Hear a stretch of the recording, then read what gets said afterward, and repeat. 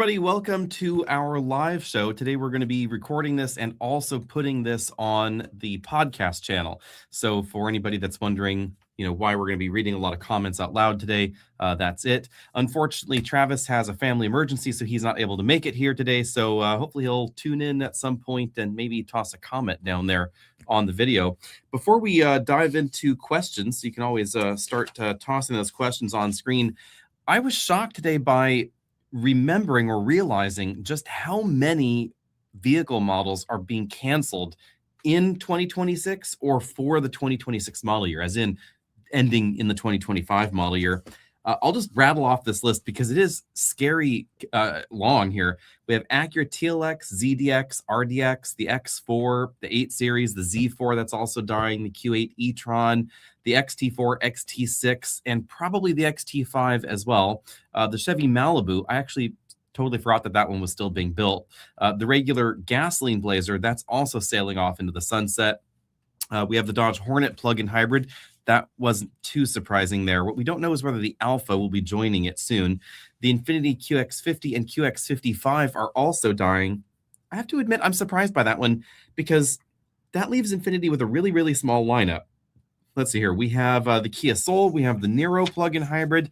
We don't know whether the rest of the Niro lineup is going to die, but I wouldn't be surprised because the Seltos is getting a new version of their entry-level ultra-efficient hybrid system by all indications. And we already have an updated Niro in South Korea, but there has not been any comment about that updated Niro coming to the US. So I'm thinking the whole lineup might actually die. We have the Lexus RC, that's sailing off in the sunset. The Nissan Ariya and Versa are also dropping out. Polestar 2, that's ended production already. Ostensibly, that's been replaced by the Polestar 4, so I don't think that's a huge loss to the lineup, but it definitely is a problem for them. We have the Boxster, the Cayman, the Legacy, the S60, V60, and S90. So Volvo's hemorrhaging a lot of models, although they weren't selling in huge numbers anyway anymore. We have the Hyundai Santa Cruz, the Tesla Model S and X. Those are, of course, intriguing in a way, but they apparently represented less than 3% of global Tesla sales. So it's easy to see why they're being abandoned. We have the Mercedes C63 and GLC 63. We heard the news today that they are ending as well. That probably has more to do with the plug-in hybrid drivetrain that offered just 1 mile of all-electric range and some shifting realities around that in the US and in Europe. It's not going to get a V8 in the next generation. So if you thought to yourself, hang on, are they going back to what they did before? The answer is no, because they seem to be working on a new inline 6 drivetrain there. The EQB is sailing off into the sunset. Ford's losing the Escape and the Corsair. I am really shocked that the Escape is leaving. Since that segment is so hot right now, I kind of wonder if that's going to be a repeat of the Ford Ranger debacle, because when Ford used to own the mid-size truck segment in the US, when we looked at Tacoma sales, they did not sell very many Tacomas in the US until Ranger kicked out, and then all of a sudden, all those Ranger shoppers went to Toyota. For some reason, Ford thought that they would all move to the Fiesta, which sounds totally insane. But in focus groups, supposedly Ford thought that Ranger shoppers were shopping for a Ranger not because it was a truck, but because of its price tag. And we all know how that went. Looks like Genesis is ditching the G80 electric. I'm really sad about that because we saw the updated G80 electric in Korea, and it got a lot longer for the refresh with a bigger battery, etc. So I was really kind of hoping to test that one out. I think there'd be a lot of room in the back for a family car. Mercedes is also ditching the GLC and GLE coupes, just preferring the regular old hatchback version. So it does appear that we're losing a few of the gasoline coupes there in the luxury segment. We have the Gas Macan, the Supra sailing off into the sunset. Honda already whacked the Prologue along with the ZDX there. Ford is dropping the Lightning. We all knew that one was coming. Jeep also ditched all their plug-in hybrids, except that oddly enough, there is a new plug-in hybrid coming, which is the Wagoneer Extended Range. So who knows about that one? Supposedly the Jeep Wagoneer Extended Range EV thing and the Ram Extended Range EV thing are still coming, although we don't know any details on that one. So let's move along to the questions here. Right Lane Hog is asking what my first new car was. I would love to tell you, but someone should be paying more attention to videos. That's what I will say there. Why is there no 2026 Kia EV6 yet? This is a bit tricky. It probably has to do with the fact that, electrification is not exactly the hottest trend in America right now. Although it does look like Hyundai has actually been continuing to sell their electric lineup at a similar rate to what they were doing in most of 2025. So it doesn't seem to have affected that lineup as much. The EV6, though, it's a question, I think, of whether or not they're going to update and refresh some items on the vehicle or just continue it as is. I think it's a bit tricky. This is kind of tied with the EV4 thoughts question that someone popped up there, which is, what is Kia's electric future in the US? Are they going to let Hyundai tackle this? Are they going to try and refresh EV9? We know that a decent number of their electric models are not going to make it to the US. Canada is going to get some of them, but the US is not. And I would say that's probably logical, at least for this moment. It seems like we definitely have hit a bump in the road, and it all has to do with the federal tax credits. We all knew that government incentives were helping to inflate the EV sales numbers. That's no surprise, right? And now, what does demand look like at the newer price point? And will the manufacturers have to dramatically raise prices to support that reduced volume? So remember, if manufacturer is planning on, I don't know, selling 20,000 of a vehicle, it has to be priced at a certain level to be profitable. If that sales volume suddenly tumbles by 10,000 units and gets cut in half, does it make sense for that vehicle to stick around? Maybe, if they can charge enough for the new model. And I expect that maybe we'll start seeing some of that in 2026. I don't know if everybody's heard the news today, but Toyota, one of their vice presidents, in an interview about a day ago, announced that Toyota was expecting at least 3 pricing increases instead of the typical 2 pricing increases in calendar year 2026. So usually there's a new model price increase, so 2026s are more expensive than 2025s, and then maybe there's a mid-year price adjustment. Instead of that, it looks like we're basically going to be seeing price hikes every 4 months, and Toyota directly blamed tariffs for that one. So that is quite unfortunate.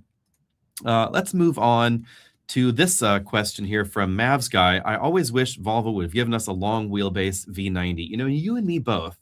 I always thought that would have looked fantastic. Just that really stretched out wagon shape, I think, would have been all kinds of fantastic. I have to say, I think that the reason that Volvo's wagons, especially in the US, didn't work in this last generation is because they became a little bit too style forward. They lost some of that classic Volvo wagon practicality. And, maybe I'm the wrong person to comment on that, since I've had a Volvo wagon in the past. I had the really square-ended V70 once upon a time. And it was just so much more practical than the last V60 that ostensibly replaced it.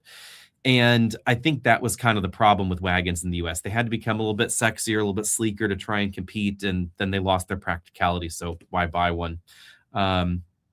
This is an interesting question. When is the new Highlander coming? We've had lots of rumors on this one, and none of them seem to really gel into a cohesive thought process. I have seen some rumors saying that Highlander would shrink and become more of a passport type competitor, which seems weird since they already have the 4Runner.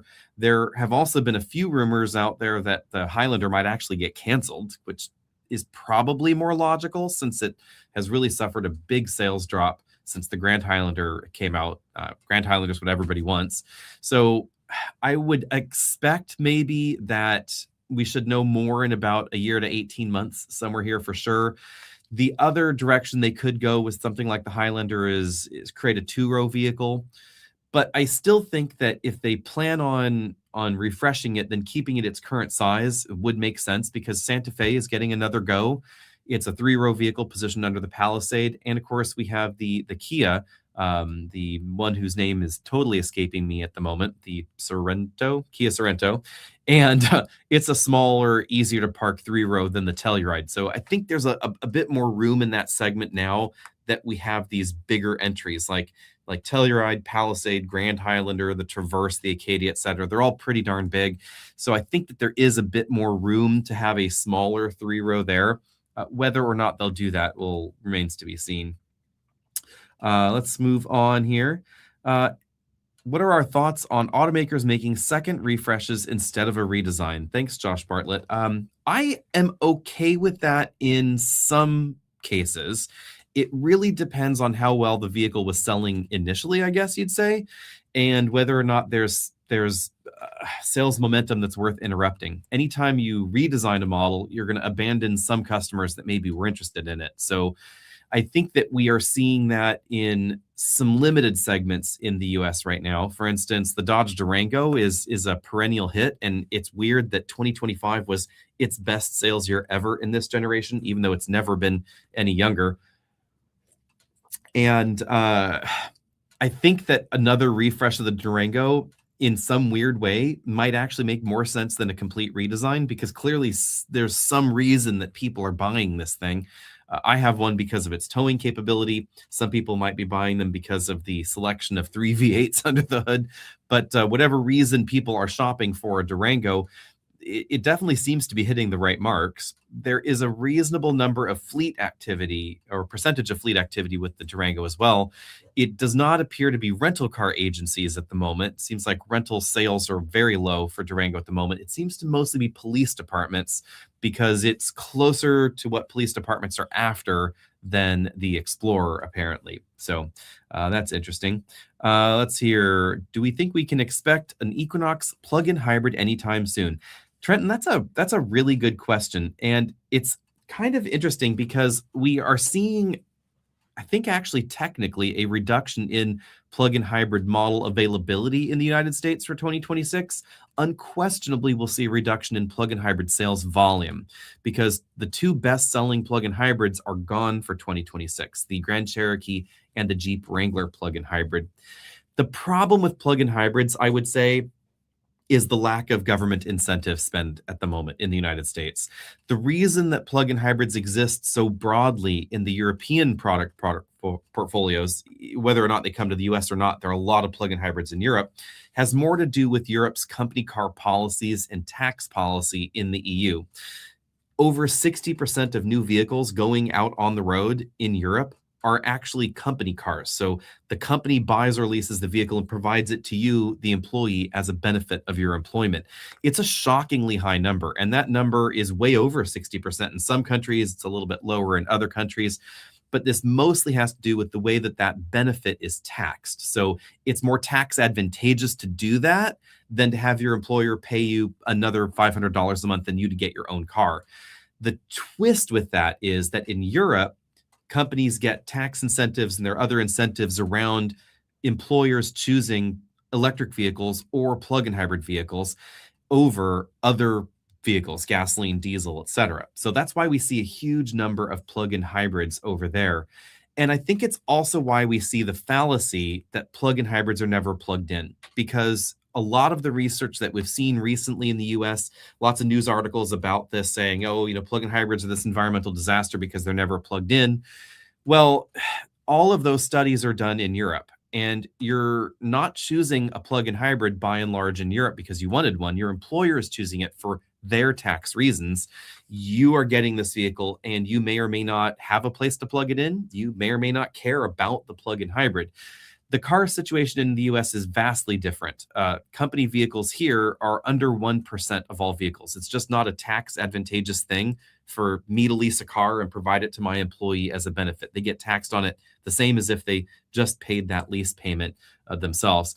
So in this market, people are choosing plug-in hybrids because they want one for whatever reason that is, whether they want the extra power in some of these plug-in hybrids like the Mercedes C63, or whether they truly want the electric range like we find in a RAV4 plug-in hybrid, something along those lines. That choice and that decision to buy one implies that that person is more interested in plugging it in. The twist here is that you'll notice that our friends over at Inside EVs and a number of other outlets, and they are actual friends of mine, by the way, so that's not a joke, but they take the European studies as a corollary for the American market because we have no data in the US.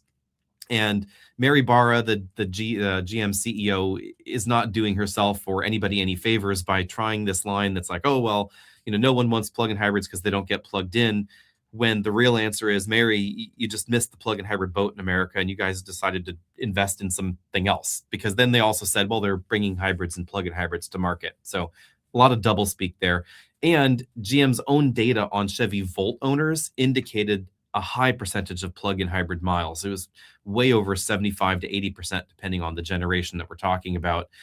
Other car companies currently don't want to talk about it, but a lot of people are assuming that this lack of data is proof that something is wrong, whereas all the data that we do have, the research studies and surveys of actual owners, indicate the opposite. They indicate that American plug-in hybrid shoppers are by and large plugging them in. But roundabout back to your question on Equinox specifically, I think the problem with a new plug-in hybrid in the US right now is not that emissions profile, not the question of whether they're going to be plugged in or not. It's simply a cost question. If the plug-in hybrid is $5,000 to $7,000 more than a regular hybrid, why would you buy it? You'd have to really want that plug-in hybrid as a theory, because it simply will never pencil out. You will never save money on driving that plug-in hybrid at that kind of price premium over a regular hybrid. So you'd just be better off with the regular hybrid. That's sort of the trouble with the on-off switch on government incentives. If you turn on the government incentives and the government policy to cause plug-in hybrids to exist, companies have to, spend the resources to make them. And maybe that meets a climate goal. Maybe it meets a fuel stability, pricing stability goal. Maybe it meets a domestic energy consumption goal, whatever you want to call it. But if you suddenly turn off the incentives, then you have a product that costs a lot of money to design and nobody's going to buy. So I would go with probably not. Let's move along here and go into a different question category here. Kevin Buckley is saying that he has a 2021 Taycan 4S. He's looking to get something different. Any thoughts on a 2023, 2024 Vantage with the AMG motor or the base 911? I would probably recommend the 911. Let's put it that way. I mean, the Aston is going to be all kinds of beautiful. Is it going to be reliable? Absolutely not. Is it going to be expensive to keep around? Absolutely. The 911 is not going to be cheap to insure or cheap to keep around, but generally speaking, it's going to be easier to find parts for it. There's a broad enthusiast community of people that have 911s, so you'll be able to find assistance and recommendations and help with all of that. I guess I would say it really depends on your particular ability to withstand those unexpected costs. Even though it does have an AMG engine in it, remember that it was tuned for the Vantage, and not everything in there is right out of the Mercedes parts bin or immediately serviceable by a Mercedes dealer. Some might actually help you with the engine, but if anything specific to the Aston, especially on the software side, starts to go wrong, that's where things are going to get really tricky. So move along here. When can I buy a $25,000 EV? I would probably say you're going to be close to the 12th of never on that one, Daryl. But the closest you may be able to get would be a pretty solid discount on a current Equinox EV. The Chevy Bolt EV will probably have some cash on the hood. Whether or not it gets as cheap as an Equinox EV, we don't know yet. The upcoming Leaf, the base model, if we actually get it, and remember that Leaf model was designed in an era that was a little bit different, where the tax credits were still here, especially on leases, I should say, then it made more sense. But I don't know if we're actually going to be getting that base model Leaf. So your best bet might be a lease return Equinox or something else in the high volume category. Lease return Hyundai Ioniq 5, a lease return Equinox, something along those lines. Obviously, a lease return Tesla Model 3 or Model Y would be in that $25,000 range. But I think brand new EV for $25,000, it's very unlikely at this point in time, because we're seeing such a rapid escalation in new car pricing, and it's not slowing down anytime soon. The average new car in America is around $51,000 currently, and it's expected that it's going to be a more rapid inflation in vehicle pricing in calendar year 2026 because of the tariffs, their impact, and the fact that companies are going to start really passing those higher costs on to the consumer. So let's move along here. Christopher is asking, do you think a used Mercedes EQS is significantly more expensive to repair versus a used Audi e-tron? Most likely not. In fact, I might guess, this is a deep guess here though, but the EQ lineup from Mercedes uses more common parts across their EQ lineup, and it's selling in larger numbers globally, those common parts, than the Audi e-tron, because the e-tron, if we're talking the Q8 e-tron, the original one, it was not an extraordinarily high volume EV, and a lot of its components were very specific to that e-tron. So you may actually have a better chance in the future of repairing or getting spare parts for an EQS would be my guess there. Let's move along here.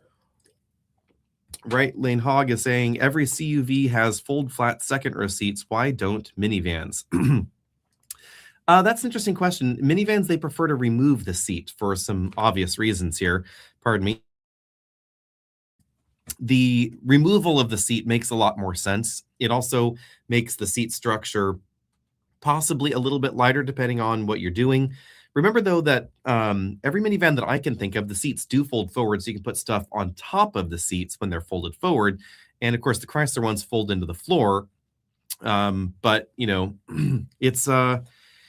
it's an interesting question. The minivan market just is different due to its interior dimension requirements and the very flat floor that everybody seems to want. Also, the fact that people don't want to pull the third row seats out, they want them to fold into the floor. So there's certainly some design challenges around all of that shape there. Let's see here. Any impressions on the newly revised 2026 Outlander and its extended warranty? So, Mike, I think the extended warranty is a good deal. The future of Mitsubishi is a little uncertain in the US, but of course, Nissan is their largest shareholder at the moment. It was probably not enough of a refresh, if I'm perfectly honest. I would like to see the Rogue and the Outlander maybe have somewhere between a redesign and a refresh rather than what we did see. We also are going to be seeing a plug-in hybrid Rogue. Of course, that's the Mitsubishi plug-in hybrid system in the Rogue for a short while. But we should then be seeing the sort of next generation-y styling on the Rogue with the Nissan plug-in hybrid system and the Nissan hybrid system at some point shortly.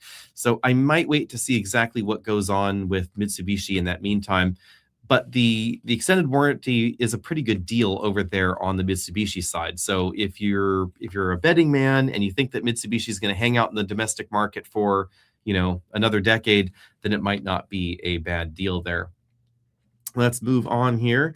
Koopa is asking how the Blazer EV ownership is going. Looks like potential steal on the used market. Lots of RS models in the mid to $20,000 range. It's actually been going well. I like the Blazer a lot. As far as the car format goes, it's enormous on the inside. We have a comparison video on the Equinox EV coming up soon where we did some thorough measurements of the interior. The Blazer is significantly larger on the inside versus the Equinox. The seating position is also a little bit more reclined, which means that depending on the dimensions you're looking at, it may not appear like it's that much longer than the Equinox. But when you measure from the firewall to the rear seats, it's a significantly longer tube. The cargo area is a little bit smaller in the Blazer, which is a weird twist versus the Equinox. The lack of CarPlay obviously is a bummer, and that's one that would, I think, be a deal breaker for me for keeping it. The other reason that it's definitely not going to get kept and it's definitely going to be turned in at the end of its lease is that the way GM structured that lease deal, they assumed an impossibly high residual value that is absolutely unreal. There's no way the residual will be that high, or the actual value will be that high at the end of the lease. That's how they got to the really low lease rate. So it just doesn't make sense to actually keep it. As far as actual problems go, we've had some minor software gripes, mostly the apps though. So the native software has been fairly robust. We had one, fun little tweak where it said it was low on fuel, and sure enough, there's not a drop of gasoline in it. But other than that, most of the complaints really just relate to the app. So the Waze app has been really buggy. It has to be rewritten, of course, for the GM units. It's not the same one that's running on your Android smartphone. And the interface and the functionality of the Waze app is not the same as it is on your personal device. So I've never really cared for that. It also is peculiar that it makes you log back into it on a regular basis. It seems to keep unlogging you, logging you out kind of thing. So that's kind of a bummer. On the actual problem front, we do have a continuing problem with the right side door latch. So from the inside, you can't open the passenger door maybe about 3/4 of the time. Just it will not open, no matter how many times you pull on the handle, etc. It opens from the outside, not from the inside, which is, probably the more important place for your door to be opening, really, so you can get out of the vehicle. And it doesn't seem to matter whether the door is locked or unlocked, or the passive unlocking thing is working either. It's been to the dealer 3 times on that, and the dealer just is resistant to actually replacing parts.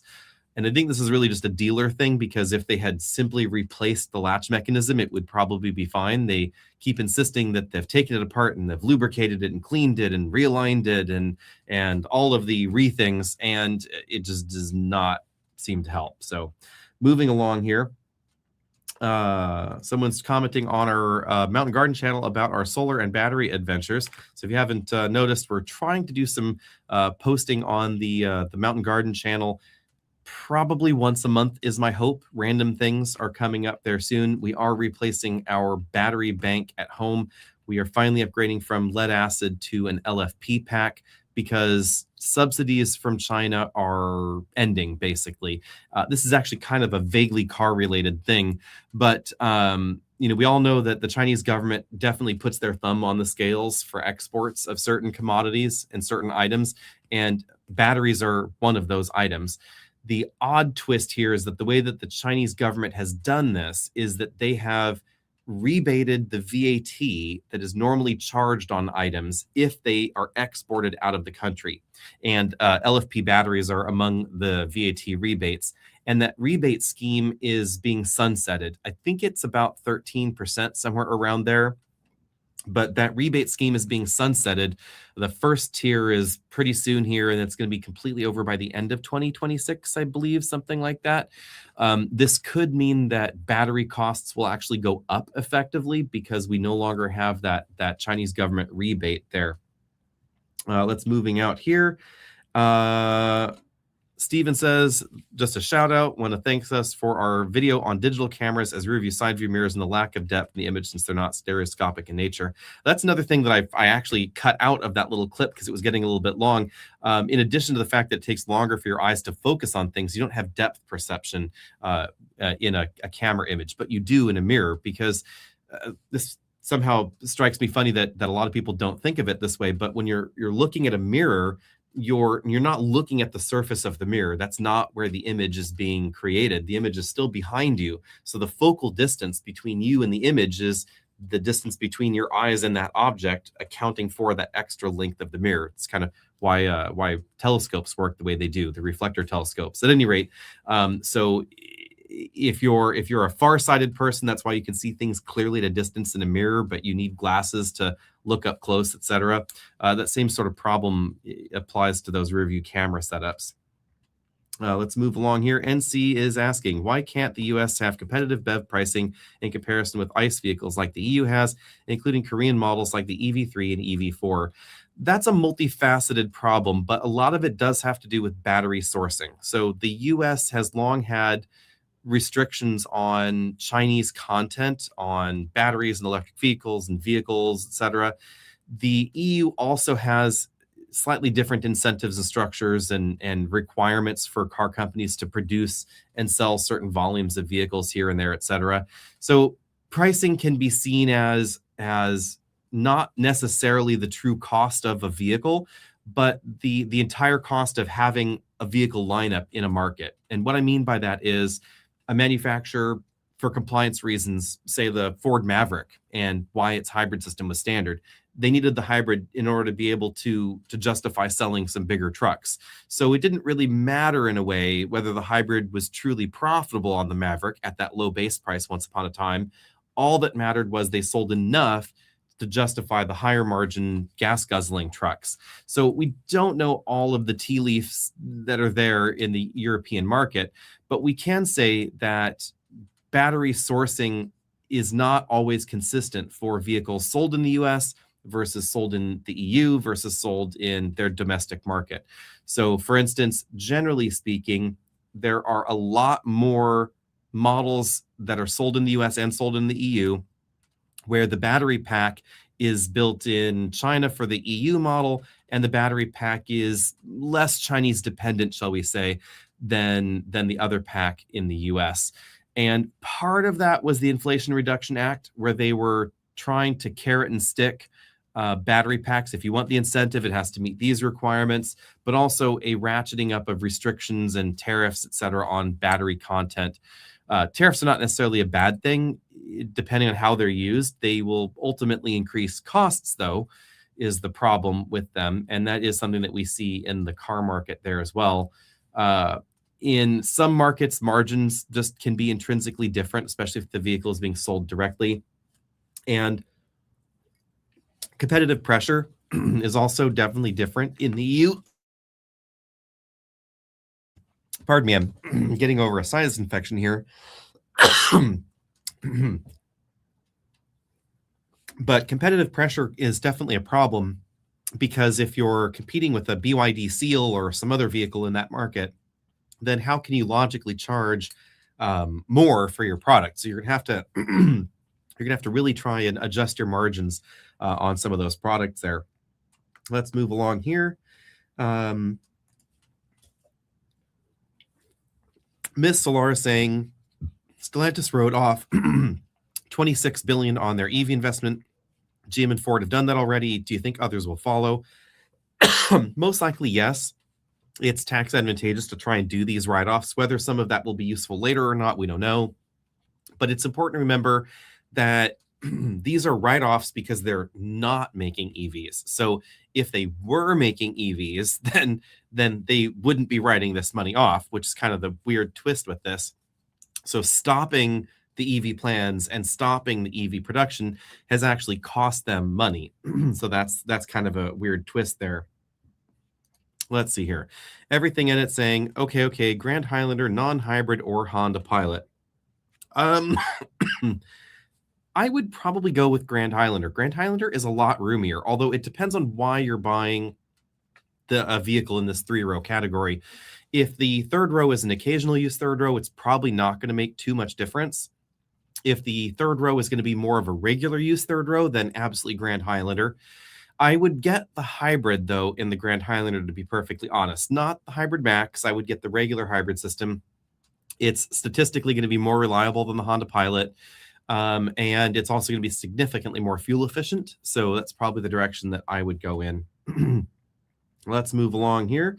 Find one of the more recent questions down here. Moving along, Miss Solar, California's proposed EV credit is only applicable to the first-time buyers. Yes, that kind of makes sense to me if you follow the logic that an EV is sort of your first EV is the gateway drug. It's, back what Nancy Reagan was telling us what gateway drugs were. So if you follow the logic that most EV buyers or lessees end up buying or leasing another EV at the end, then why not just apply the tax credit to the first one? Because then you could have some climate movement. You can push people towards this thing, and then you let nature take its course. I would like to see more income caps, honestly, and pricing caps on some of these credits, because I think that would be useful towards the democratization of electric vehicles.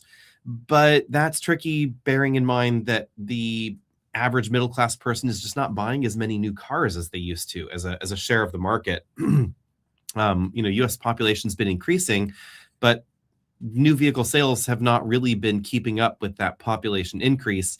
And we're now seeing, the average household income and the average MSRP are just skyrocketing out of control here, to the point where there is not a world of difference between the average Porsche buyer and the average Subaru buyer when it comes to household income, net worth, etc. Net worth might be a bit higher on the Porsche side, but age and household income, etc., are remarkably similar between those two cohorts, which is just kind of a sad commentary on the affordability of cars. So let's move along here. We have an interesting one.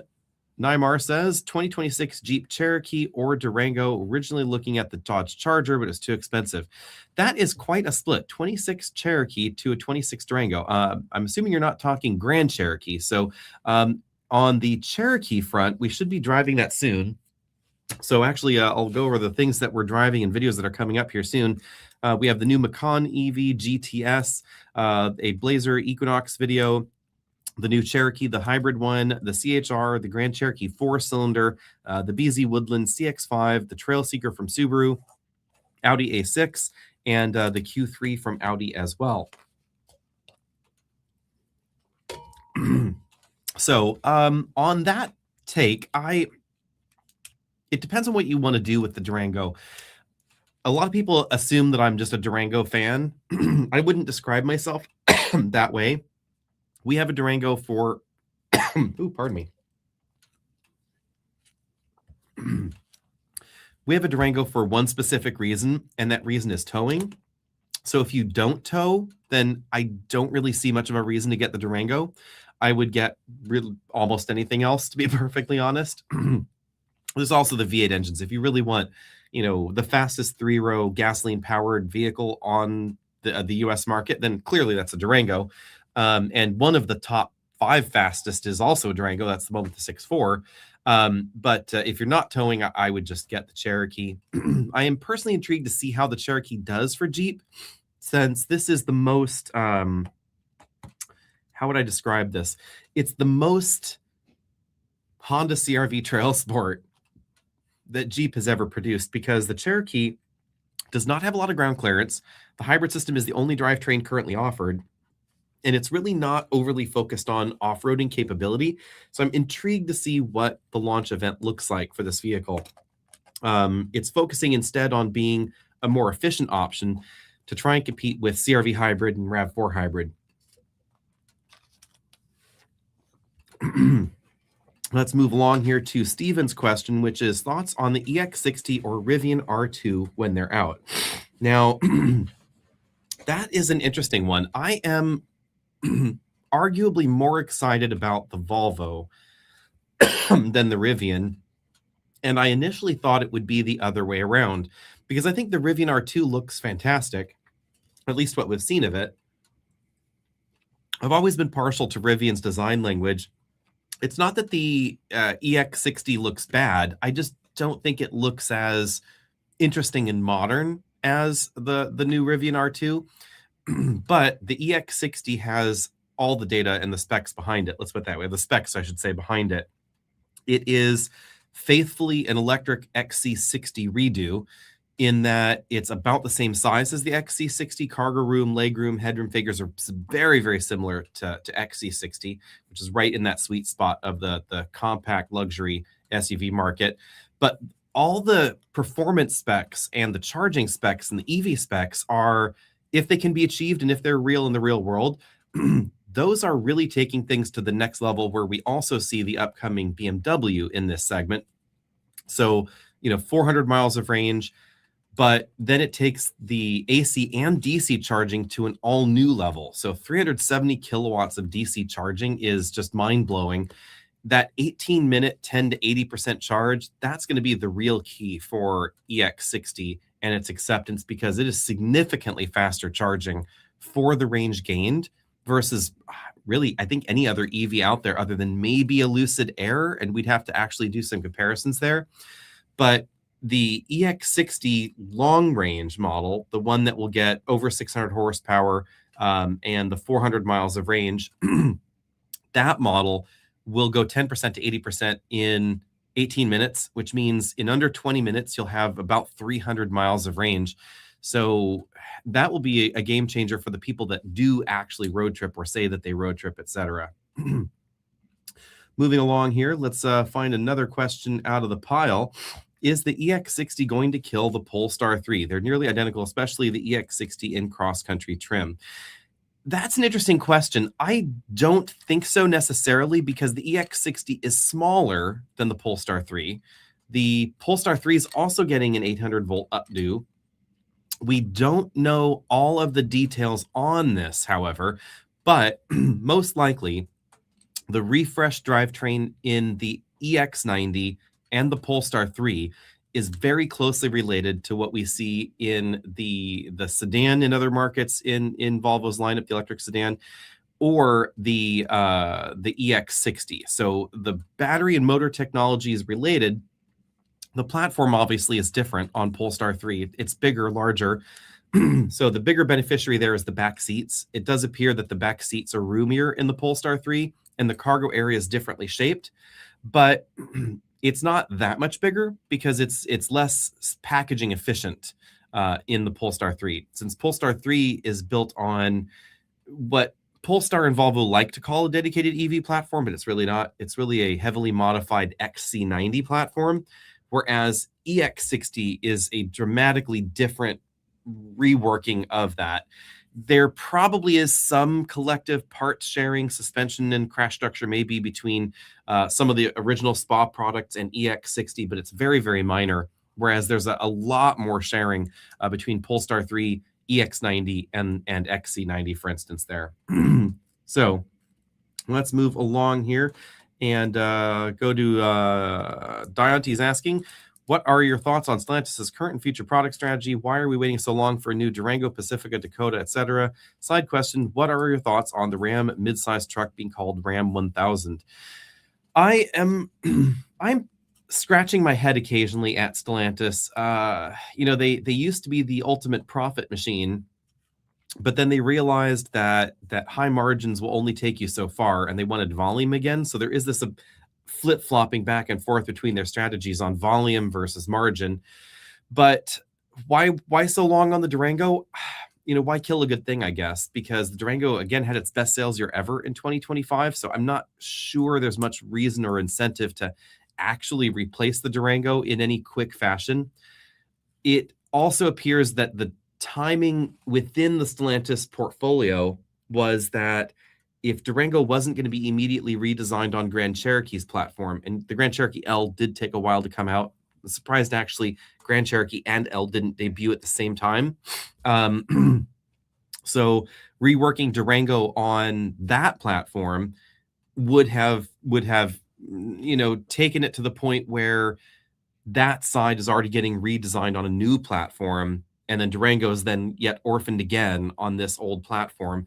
So it seems to be that Durango may end up on, and again, lots of swirling rumors here, that Durango may be a mid-size thing, it may be a full-size thing, there may be some other full-size thing in the Dodge portfolio. I think it's distant enough that the waters are muddy, let's put it that way, but it doesn't matter because it's selling well. Pacifica also is selling relatively well, so that is trickier. It looks like it's going to get another refresh on the Pacifica side. Seems like a lot of refreshing to me. I think that is more of a critical thing that they should have thought more clearly about the minivan, because minivan sales are on the rise. I think they need a regular hybrid minivan. They really do need to bring a plug-in hybrid minivan back, a next generation PHEV, because that was unique in that segment. Obviously, it's going to need all-wheel drive, and a combination of hybrid and all-wheel drive I think would be fantastic there. We'll see how the Cherokee drivetrain goes. It's very closely related to what was in the Pacifica. So, exactly how that pans out for Chrysler, we'll see. The Dakota does seem to be coming. Whether or not we call that the Ram 1000 or it ends up being a Dodge, or Dodge and Ram go back together and we have a Dodge Ram again, that all remains to be seen. But the one part that I am a little sad about is that recently some folks over at the Dodge Jeep Ram conglomerate basically said that a discount Dakota is not in the cards. So they're not thinking about a less expensive model. It seems like they're thinking about a very midline priced model or an upper end pricing model. So that's kind of a problem, I think, in their product strategy right now. Let's move along here. Lobo is asking, which truck would you recommend? A 2022 Rivian R1T or a 22 F-150 Lightning? Tent camping in the mountains 2 times a year, 250 miles one way to get to a campsite, 3 dogs, 2 people, minimal towing, occasional dump run, level 2 charging at home, etc. I would be inclined, I think, to go for a Lightning, just mainly because of the extra cargo room you get. The bed is larger.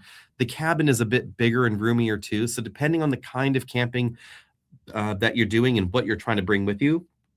Now, it doesn't have the availability of the accessories, the gear tunnel, etc. But the front trunk, I think, is a bit more usable in the Lightning because the opening is much lower. You're not putting things in the trunk. You can slide them in from the front.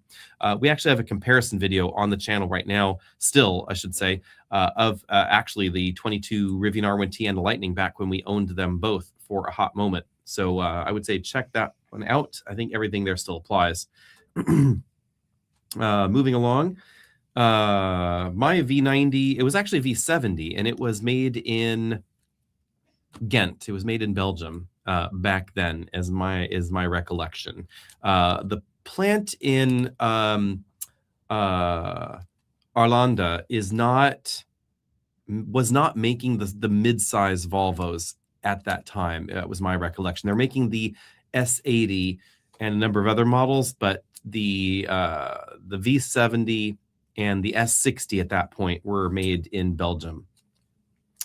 So move along here. Mavs is asking, do we really believe that Tesla will release CarPlay for their vehicles? If they do, how will that impact the market? I am casually curious on this one. I would not be surprised if Tesla did this as some sort of fee-based thing, or maybe an option that you could pay for to download a software update. I think that would actually not be the worst idea.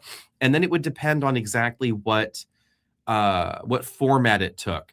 I'm pretty sure Tesla's never going to let CarPlay occupy very much screen. And I'm actually okay with that because I think CarPlay operating in maybe a 5 or 6 inch diagonal little window lit would actually be fine in their vehicles. I'm casually curious. I don't know if I'd say it's a 50-50. I'm not going to bet any money on that. Let's put it that way. But I would be interested to see if that does come to fruition. Do we think Honda's Accord Hybrid will get over 55 miles per gallon in the close future? I would go with probably not, Michael. And the reason for that is the design of Honda's two-motor hybrid system. Honda's not really focusing on class-beating fuel economy numbers in any of their hybrids, and we don't get any indication that the next generation of their hybrids are going to be going in that direction either. Instead, I think Honda's done a logical thing. It may disappoint some people, but they've gone in a logical direction, which is focusing more on performance than on abject or the ultimate MPG numbers. So, for instance, if we look at Sonata and Camry Hybrid, they have some fantastically efficient models, and Accord Hybrid is notably less efficient than them. You can check out our recent Honda Accord Hybrid video on the channel for that. But I don't think that their direction is changing at any point soon.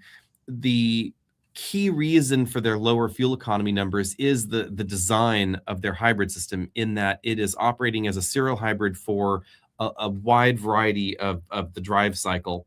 So if you're at low speeds, if you're going under 40 miles an hour, it's going to be in serial hybrid operation. If you're climbing a hill, it's in serial hybrid operation. And that's just not as efficient. The other area where they could improve is having multiple ratios for the lockup clutch. Right now, in most of the Hondas, we see one ratio, so it's highway focused, but it's really focused more on that 55 to 65 mile an hour range. It will engage as low as about 42 miles an hour, but by the time you're going 70, 75 miles an hour, the engine's really spinning quite quickly and much faster than the engine would be revving up in other hybrids, which is why Honda tends to do this thing where they charge the battery and then they discharge the battery. They operate in EV mode, and they do this cycling thing. But that's still not the most efficient operational cycle. It's more efficient to just have the engine run at a really efficient ratio and then mechanically send the power to the wheels on a highway. And that's basically what you get to do in a Honda, or sorry, in a Toyota or a Hyundai hybrid system. So I don't think that there's much attention or resource being spent on trying to be any sort of class leader in that category. What I would expect out of the Honda hybrid systems in the future is, frankly, just more power and more performance, more of a dedication to drive modes and different feels, etc. Maybe having a version that's more extended range EV feeling, where it feels more like an EV, and then some versions where it shifts kind of like the Honda Prelude does.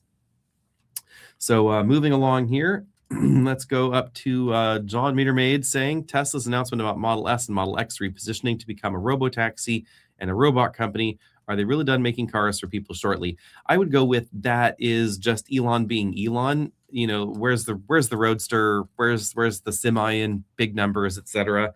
I think robo-taxi, etc. There's obviously some market for that. Waymo has proved that there is some market for a robo-taxi.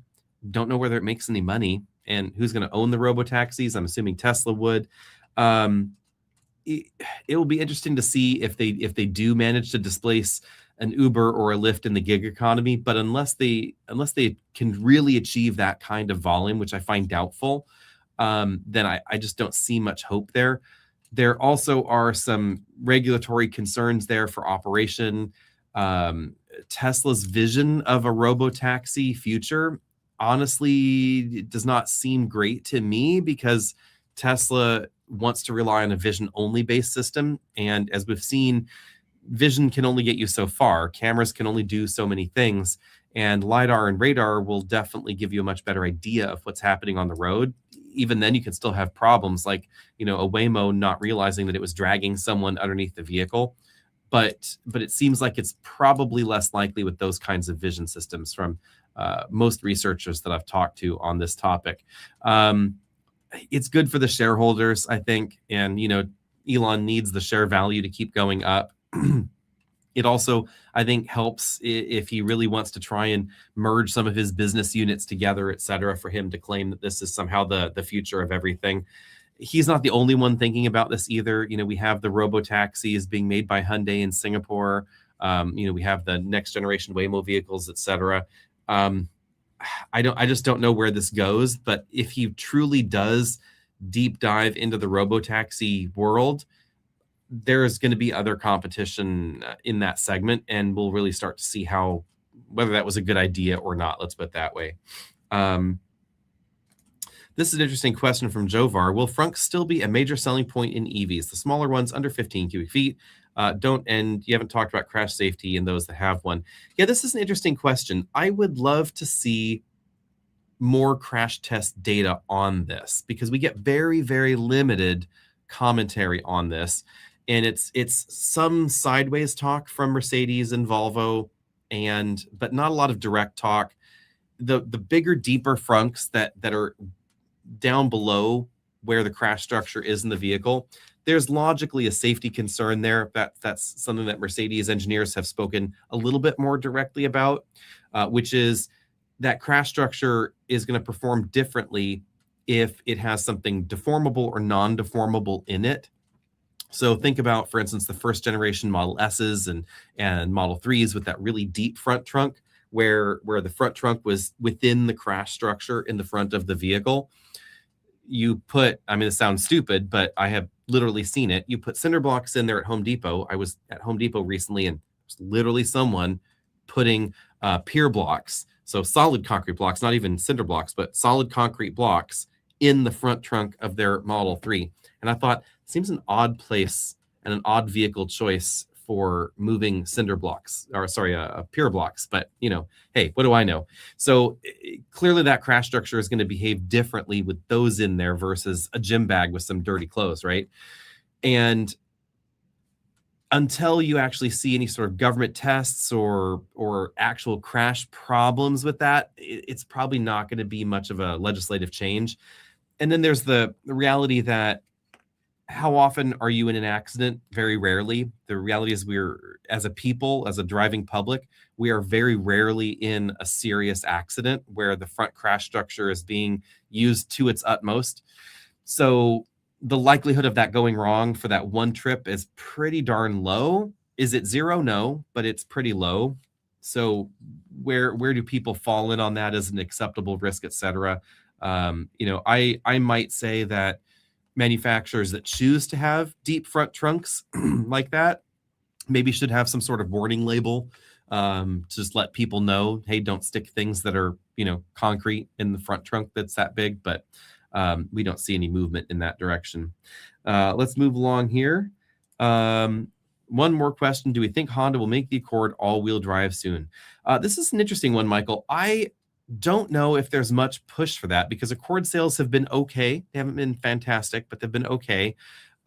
We don't know exactly how many Camrys are being sold as all-wheel drive, But in the before times with the Nissan switch to all-wheel drive and the Altima, they really did see a pretty big sales uptick in the North States.